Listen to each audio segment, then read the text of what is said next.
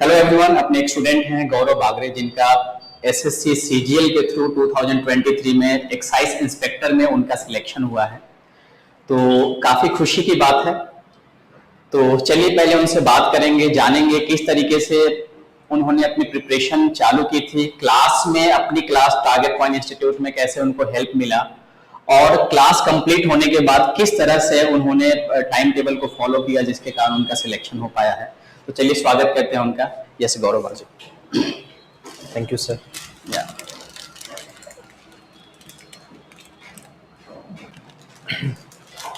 ठीक है, तो गौरव कैसा लग रहा है अभी आपको? हाँ सर, बहुत प्राउड मोमेंट है ये। प्राउड मोमेंट है। आपके लिए तो प्राउड मोमेंट है ही, हमारे लिए भी प्राउड मोमेंट है। ठीक है, तो सबसे पहले तो मुझे ये बताइए कि आपने टारगेट पॉइंट इंस्टीट्यूट ज्वाइन कब किया हुआ था? सर 2021 में, शायद अक्टूबर या नवंबर की बैच थी वो। 2021 में आपने हमारे यहाँ क्लास ज्वाइन किया था, और उसके बाद बैच फिनिश हुआ था आपका। हाँ, बैच पूरा मैंने बैच फिनिश होने के बाद फिर आपने सेल्फ स्टडी करना चालू किया। सर हाँ, ठीक है। हाँ, तो जैसा कि आपको मैंने गाइड किया था या क्लास की तरफ से जो भी हेल्प मिला था, वो कितना आपको हेल्प किया था? हाँ सर, बहुत ज्यादा। जैसे रीजनिंग में तो बहुत ज्यादा हेल्प हुई थी मुझे, क्योंकि मेरा रीजनिंग थोड़ा सा हमेशा से वीक था।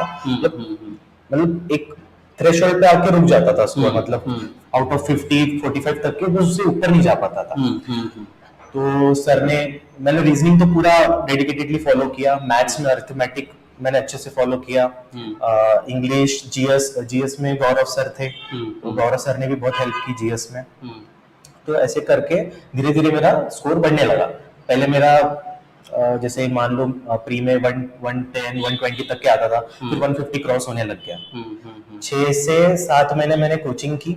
उसके बाद भी मुझे जब डाउट होता था तो मैं आता था, बैठता था वहाँ सर के ऑफिस के सामने जो स्टडी टेबल, वहाँ मैं ये करता था। तो अच्छा एक इन्वायरमेंट था, अच्छे फ्रेंड्स बन गए, और बहुत अच्छी सी तैयारी हुई। हम लोग का गाइडेंस आपको कितना हेल्प किया सिलेक्शन में? हाँ सर, हेल्प तो किया। मतलब वही है कि एक थ्रेशोल्ड तक के मैं टच कर गया था, उसके ऊपर जो भी मतलब मेरा जो स्कोर बढ़ रहा था, वो फिर वो गाइडेंस से ही बढ़ सकता है। क्योंकि एक पॉइंट पे स्टूडेंट कहीं स्टैग्नेट कर जाते हैं, बट फिर जब टीचर्स बताते हैं कि हाँ ऐसा करो वैसा करो, तो जैसे 2022 का, जैसे कि बीच में आपने लॉकडाउन के टाइम पे आपने कॉल किया था कि सर कैसे करे, ये नहीं हो रहा, तो मैंने आपको गाइड किया हुआ था कि किस तरीके से टेस्ट वगैरह देना है। तो कितना हेल्प किया आपको?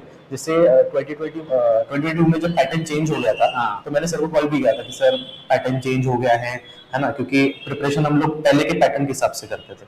सर ने वही कहा कि सिलेबस वही है, थोड़ा मोटा चेंज हुआ है, बस मॉक टेस्ट देते रहो।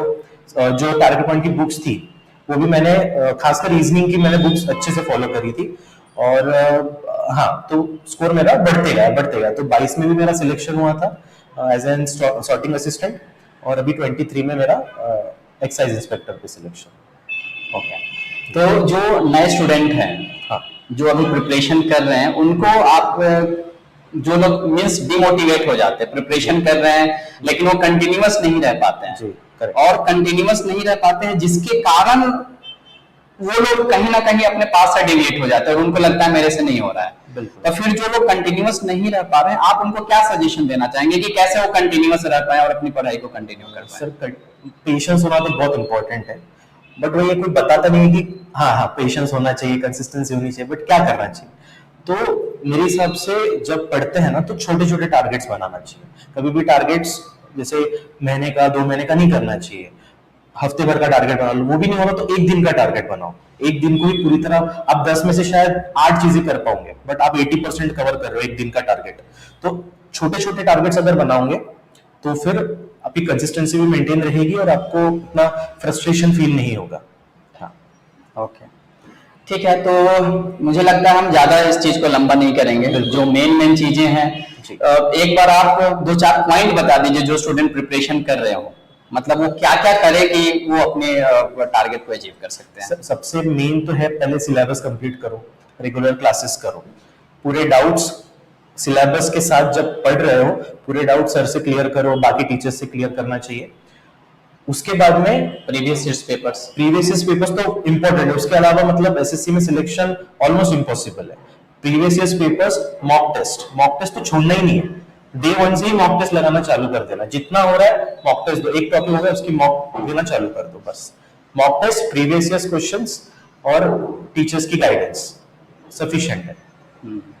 ओके, और एक लास्ट पॉइंट, जी सर। अगर कोई student target point institute join करना चाह रहा है तो आप उसको रेकमेंड करेंगे, किस तरीके से आप बोलेंगे कि यहाँ पे आना चाहिए कि नहीं? हाँ सर, बिल्कुल बिल्कुल रेकमेंड करना चाहिए, क्योंकि यहाँ पे तो ऐसा है कि कभी कोई क्लास मिस नहीं होगी। जैसे आप बाहर देखोगे तो बाहर कभी कभी होता है कि क्लास बंक कर देते लोग या फिर टीचर नहीं आते, ऐसा होता है बाहर। बट यहाँ रेगुलर इंटरवल पे क्लासेस होती है, तो कभी आपका वो ब्रेक नहीं होगी, कंटिन्यूटी रहेगी, है ना। तो उससे आपका सिलेबस बहुत जल्दी खत्म हो जाएगा, और मटेरियल भी है वो हेल्पफुल है, उसमें बहुत मतलब चुन चुन के सर ने क्वेश्चंस डाले हुए हैं, तो उससे भी बहुत हेल्प हो जाएगी। तो बिल्कुल करना चाहिए, बिल्कुल। ओके, तो चलिए गौरव, काफी अच्छा लगा आप आए, और मैं आशा करता हूँ कि आप आगे भी आते रहेंगे। बिल्कुल सर। ठीक है, और जितने भी आपके बैच में जो थे स्टूडेंट जी, उसमें से तो बहुत सारे स्टूडेंट लाइक अभी कुछ प्रिपरेशन कर ही रहे हैं, कर रहे हैं। और आपके कांटेक्ट में भी है। बिल्कुल। तो उनको भी गाइड करते रहना है, और हम आशा करते हैं कि सारे लोगों का सिलेक्शन हो जाएगा। बिल्कुल।